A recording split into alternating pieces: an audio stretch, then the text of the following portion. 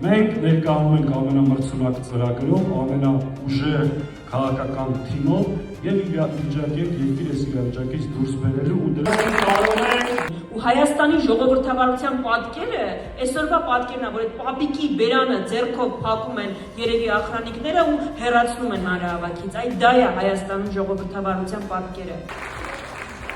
9 ամիս տոտալ բլոկադայի մեջ գտնված մարդկանց Հայաստան գալը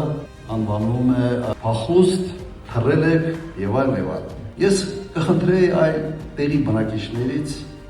ձեր բարձրացնել նրանց, որոնց արմատները գալիս են Մուշից, Խարսից, շատ են ստեղ, ձեր բարձր։ Հայրենիքի մեծ մասը ուղղակի ձեր հարազատներին, ձեր նախկիններին, ձեր պապերին ասել են թռած, փախած,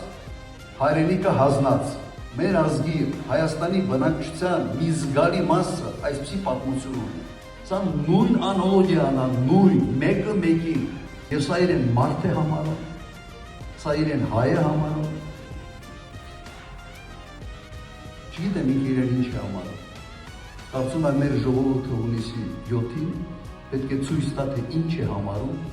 ինչ է իրենից ներկայացնում այդ մարդը։